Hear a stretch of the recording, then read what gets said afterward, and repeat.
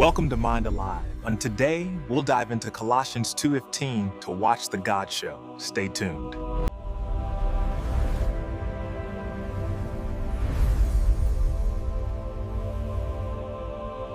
I yawned and lifted my hands apart to stretch my weary frame. For an hour I had been seated at my desk, pen poised above the waiting page, trying to capture my thoughts, and praying that the river of inspiration might break through. 3 days had passed like this, 3 days of waiting, 3 days of silence. I had locked myself inside my apartment, determined to know what this authority story, scattered across Scripture, truly meant. I wanted more than fragments, more than echoes. I wanted the reality. Jesus had whispered days before that I should expect him soon, and so I waited, thinking perhaps I might glimpse the war in heaven. But the only sound in the room was the pounding of my head, wearied from meditation. The notes before me were thin, little more than scattered poetry. My bed remained unmade. The walls seemed closer with every passing hour. Perhaps the Lord will not speak today. I lay down, resolved to rest. It was then I felt it, a tap on my shoulder. I opened my eyes and turned. A man stood smiling at me. His emerald green eyes were deep set, his jawline sharp, his curly golden hair falling back as though the wind of eternity combed it. He wore a white garment bound at the waist with a golden sash. In his hands, a notebook and a pen. Lazarus, He said, his voice like warmth after winter. Startled yet unafraid, I replied, "Hello, sir." I am Lyra.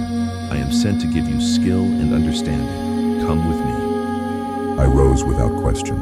He opened my door, and what lay beyond was not the familiar street outside my house, but a world remade. The sky stretched like crystal, alive with the flight of birds that swam through air like fish through water. The ground beneath was lighted by no sun, yet glowed with its own living brilliance. Trees lined the endless street, and on a nearby post I read strange words carved in eternal script. "Blessed is he that readeth." Lyron turned, his eyes glinting. Welcome to the Library of Eternity. Here, you will see what is captured in the Scripture of truth. In that instant it struck me.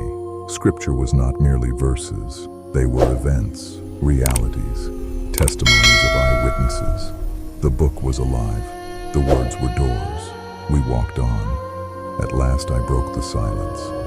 "Lyron, why does the signpost read, 'Blessed is he that readeth'? Why not simply Heaven's Library?" He chuckled softly and replied, Our Father has so designed it. Here, names are not labels, they are systems for preserving eternal realities.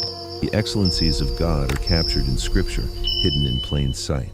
Whoever reads with a heart open finds the God who veils himself in words. Blessed is he that readeth, for such a man journeys not merely in time, but into eternity.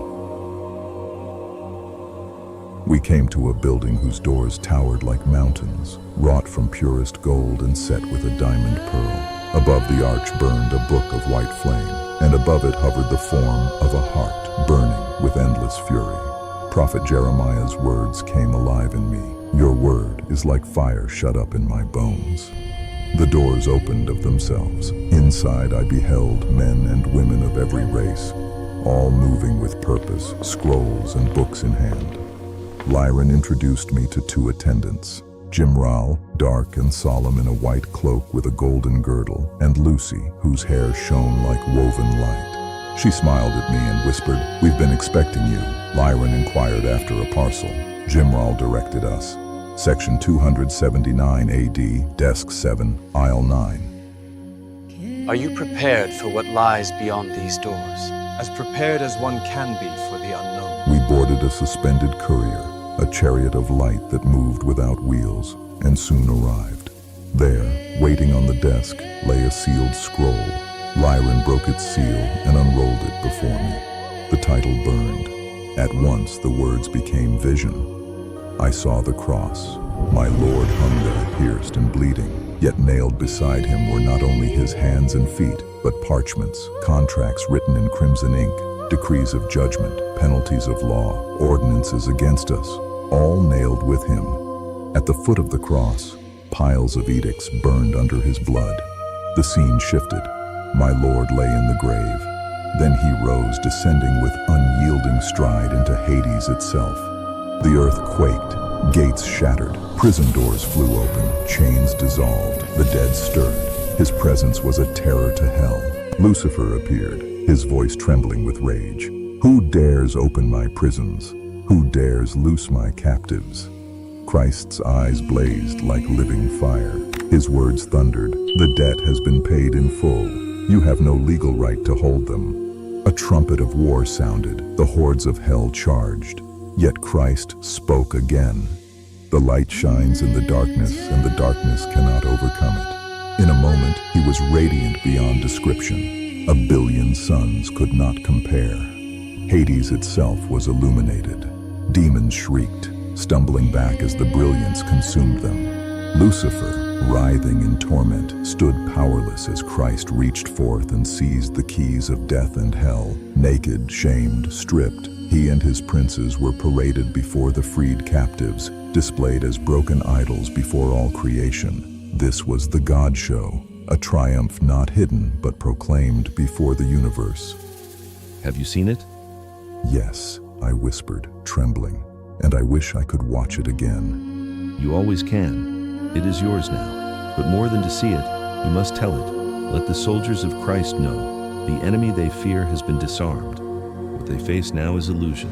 Light will always tear it down. The scroll rolled shut. My eyes opened to my room once more. Pen in hand, my notes now overflowed, not with scattered fragments, but with fire. Blessed be God.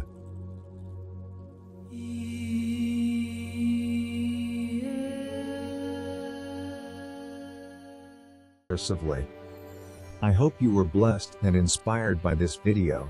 Please like and subscribe to the channel for more scripture-inspired